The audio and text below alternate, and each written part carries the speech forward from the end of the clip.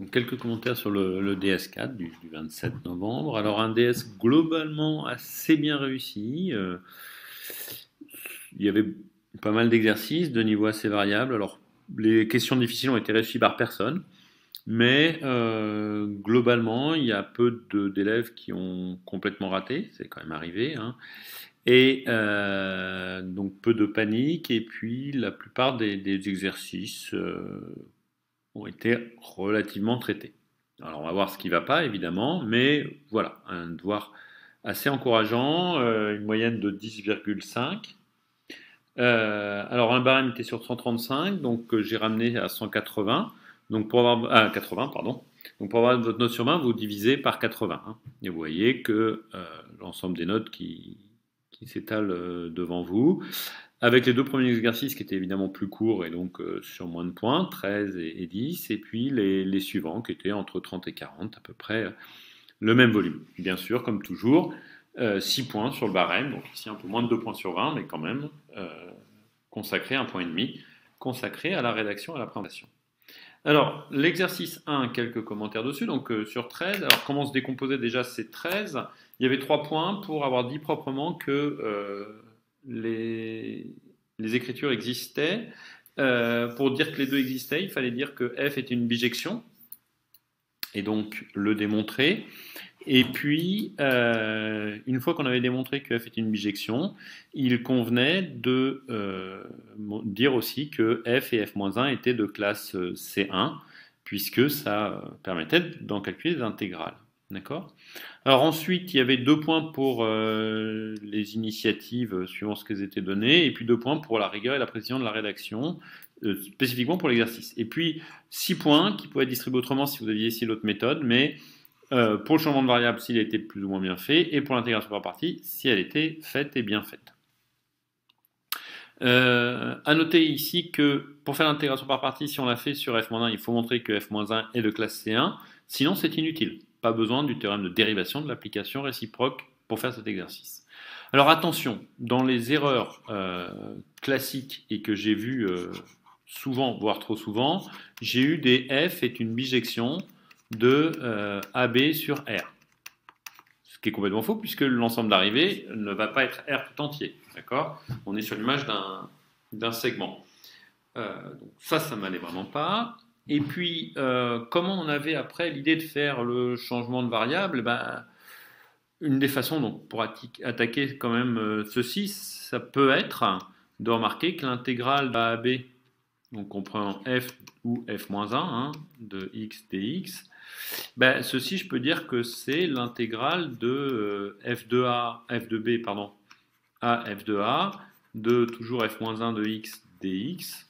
Ça, ce qui peut nous faire penser, de toute façon, il n'y a pas non plus beaucoup d'outillage disponible, hein, mais à écrire que c'est l'intégrale de b à a, formule du changement de variable, de f-1 de f de t, f' de t dt. Ce qui nous donnait l'intégrale de b à a, de f-1 rond f, on a l'identité, donc t, fois f' de t dt.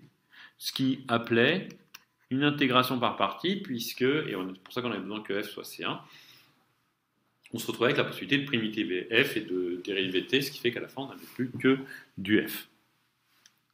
Donc, pas spécialement simple, mais je pense accessible tout de même, comme exercice, et pas très long, un bon moyen de glaner les 13 points. Ensuite, l'exercice 2, donc sur 10 points. Alors ça, c'était de loin les points les plus faciles à ramener si on posait proprement les choses. Donc premièrement, sur ces 10 points, il y avait un point pour le fait d'avoir écrit que l'injectivité de phi allait se traduire par phi de f égale phi de g, en gros, hein, bien sûr, dans une rédaction complète. De dire que l'on voulait montrer une égalité de fonctions, ça rapportait aussi un point, puis ça permettait bien sûr de le faire. La façon dont on utilisait correctement, alors non pas phi injective, mais v injective, et puis u surjection, 3 points pour les deux, et 2 points pour la rédaction. Alors un mot, je vais refaire avec vous cet exercice, qui a été globalement quand même pas moyennement réussi, pour montrer que phi est une injection. Et là, il faut vous laisser porter par la rédaction. Pour montrer que phi est une injection de f de e dans f dans f de e' dans e'. Eh bien, La rédaction, au début, me dit que soit fg, alors je vais éviter d'utiliser f' pour ne pas avoir une dérivée, des fonctions de e dans f au carré, telles que phi de f égale phi de g. Bien. Je ne perds pas de vue ce que je veux démontrer. Donc, ce que je veux démontrer, qui va arriver au but, c'est donc f égale g. Cette égalité est une égalité d'application. Si c'est une égalité d'application, donc je vais annoncer que je veux le montrer, j'annonce que c'est une égalité de fonction d'application, ce qui veut dire que je me donne un soit x dans le domaine de départ, E. Et c'est là que vont intervenir proprement les deux propriétés précédentes, c'est-à-dire que on va utiliser le fait que U est une surjection pour écrire que il existe un t tel que U de t est égal à y, puis on va convertir, ce qu'il aurait fallu écrire avant, que f rond, v rond f rond U est égal à v rond g rond U. Attention à ne pas m'écrire ça avec des parenthèses n'importe où, je vous l'ai indiqué à chaque fois, mais sinon ça n'a pas de sens. Donc ici on va pouvoir dire que calculé en t, v rond f rond U calculé en t égale v rond f rond U, v rond g pardon, rond U calculé en t. Ce qui nous donne du v de f de U de t, c'est-à-dire x, égale v rond, pardon, c'est un x ici pour U de t, de g, v de g, décidément, de x. Et puis on utilise le fait que v est une injection et qu'on n'utilise pas sur du v rond f implique égale v rond g, on l'utilise précisément, ce qui m'assure que f de x égale g de x. Pour tout x, f de x égale g de x, on en déduit que f égale g. Exercice réellement de rédaction. L'exercice 3 qui est séparé en deux parties, donc je vais séparer une partie que je qualifierais d'assez facile, où vous pouviez facilement glaner 12-13 points, qu'un certain nombre d'entre vous ont fait, et puis une partie qui était beaucoup plus difficile que personne n'a fait. Donc, l'intégrale de AAA qui vaut 0, on peut le justifier avec le théorème fondamental. Là, vous m'auriez dit simplement c'est l'intégrale de AAA d'une fonction, donc l'intégrale sur une aire de largeur nulle, sur un segment de largeur nulle, est nulle. I de AB égale I de BA égale moins I de AB, bah ça c'est la relation de Chasles, ou c'est du moins le fait qu'on puisse la définition des bornes de l'intervalle, de l'intégrale. Pour I de moins A moins B, là je vous conseille de faire le changement de variable t x égale moins t. Et vous le rédigez pour trouver le résultat. Pour ceux qui ont voulu aller vite avec des fonctions paires, etc., et ne pas tout faire, bah là j'ai vu des erreurs et affirmer que quand on a une fonction paire, l'intégrale de moins a à moins b est égale à l'intégrale de a à b, c'est faux. Donc faites attention. Le suivant, bah pareil, c'était un changement de variable x égale 1 sur t, cette fois, à faire. Et puis, là, ça a été assez mal réussi. Enfin, ce qui a été mal réussi, c'est qu'une fois qu'on avait cette formule-là, bah, ce qui nous fait apparaître du 1 moins 1 sur t au carré, sur 1 plus 1 sur t2, racine de 1 plus 1 sur t4, fois moins 1 sur t2 dt à l'intérieur de notre intégrale. Bon, bah, il fallait retransformer tout ceci pour obtenir qu'on avait bien la même chose. Une fois qu'on a fait les deux, bah, 4 points qui étaient un petit peu rusés sur I de AB, où il suffisait simplement d'utiliser ce qui précède pour dire que I de A, 1 sur A, pardon, est égal à I de 1 sur A, A, ça c'est la question précédente, et c'est donc égal à moins I de A, 1 sur A, question première, ce qui nous donne bien que I de AB était nul. La suite, beaucoup plus difficile, et en fait personne n'a passé correctement l'écueil de ce changement de variable-là. En fait, quand vous essayez de faire ce changement de variable-là, ça vous fait apparaître notamment un du égale 1 moins 1 sur x2 dx. Et puis, on n'arrive pas à exprimer l'autre sens, puisqu'on n'a pas un changement de variable qui est un difféomorphisme, qui n'est pas une bijection. Quand on essaye de le faire, on trouve notamment que x va s'écrire, puisque c'est un polynôme de degré 2, sous la forme d'un u plus ou moins racine de u2 moins 4, ou u2 moins 2, pardon, je sais plus, sur 2. Bah, ce plus ou moins, on n'arrive pas à le décider, donc on ne peut pas le faire dans ce sens réciproque. Ce qui veut dire quoi? Ce qui veut dire que dans cette intégrale, et là, il faut se dire, bon, bah, on me demande de faire le changement de variable, donc ça doit être bon, bah, je vais essayer de faire intervenir ce terme-là dans l'intégrale précédente. D'accord? Donc, dans la grande intégrale que l'on essaie de calculer ici, d'accord, on va essayer de le faire intervenir. Alors, comment on va le faire intervenir? Bah, évidemment, on va trouver que c'est ce 1 sur x2 qui fait apparaître les choses ici.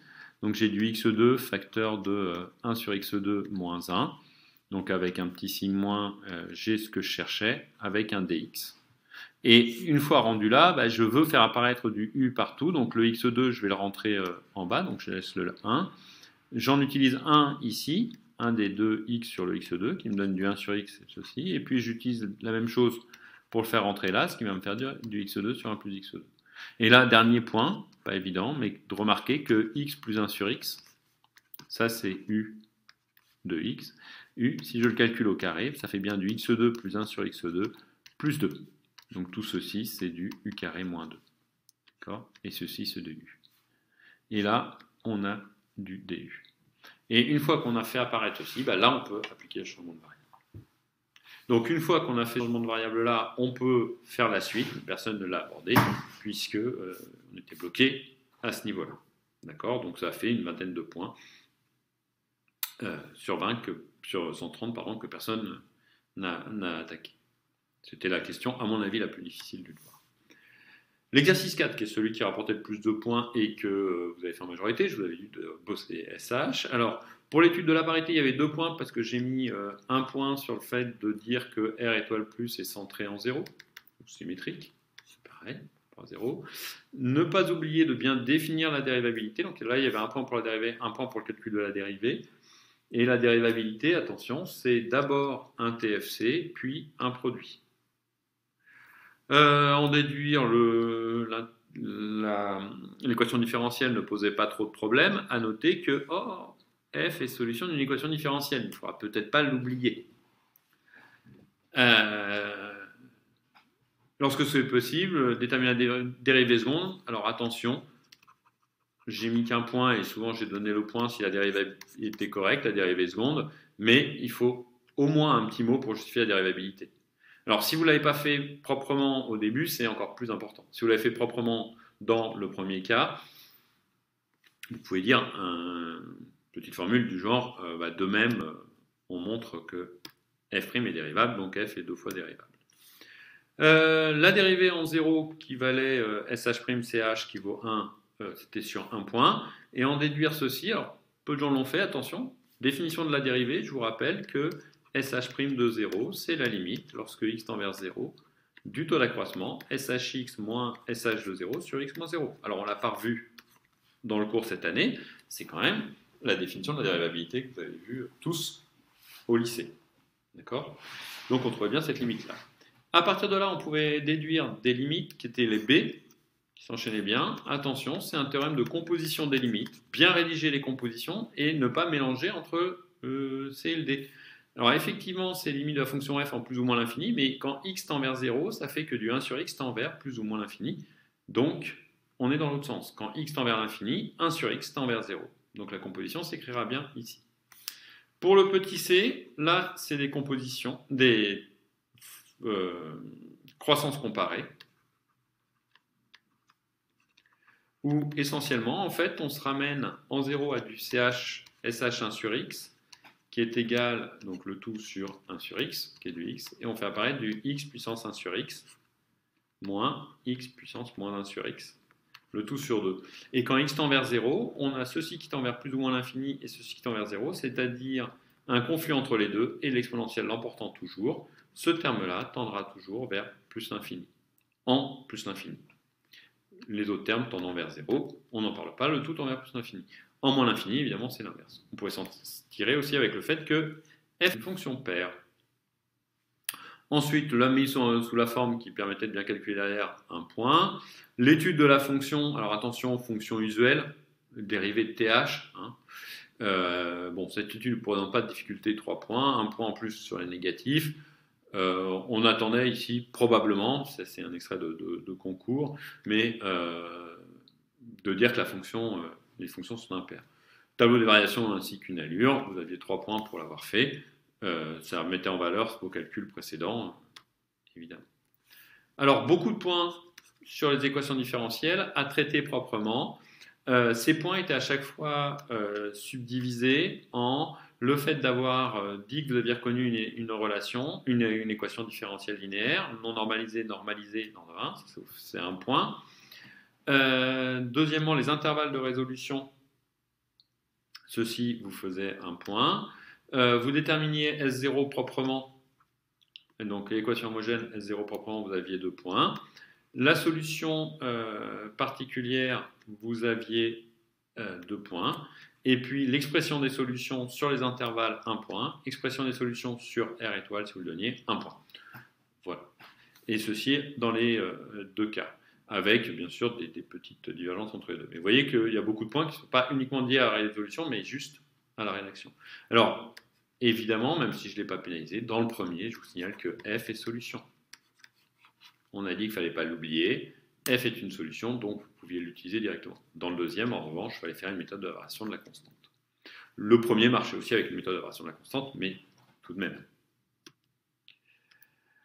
Dernier exercice sur 34 points, avec le domaine de dérivabilité. Alors attention, ce domaine était un peu long, et je pense qu'il fallait faire l'étude au moins avec un tableau de signes de cette fonction-là, que je vous conseille de définir comme étant la fonction G.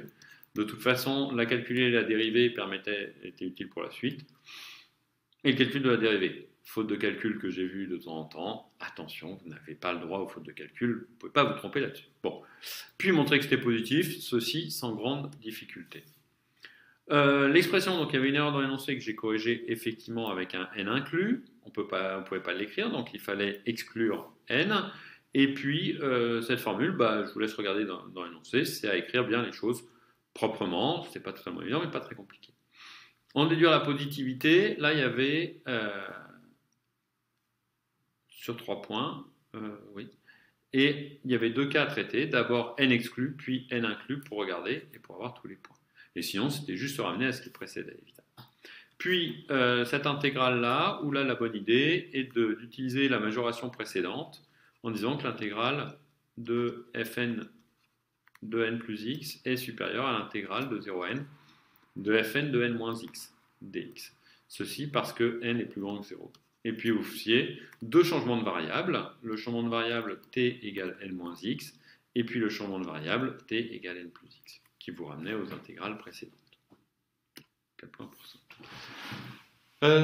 Les dernières questions avec 5 points, ce qui était cher payé, mais sur la récurrence bien écrite. Il y avait 1 point pour le fait de faire une récurrence, 1 point pour l'initialisation propre,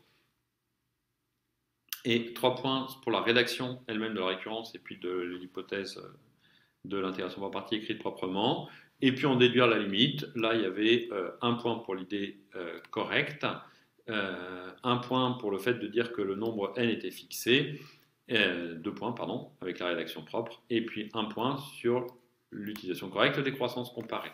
Dernière question que personne n'a traitée correctement, qui est une sorte de question finale et bonus, où on sert de ce qui précède pour conclure. Bon, quelqu'un qui aurait décidé de passer du temps là-dessus pouvait gagner 7 points quand même sur cette dernière question qui était, il est vrai, délicate. Bien, voilà pour ce devoir. Rendez-vous au prochain.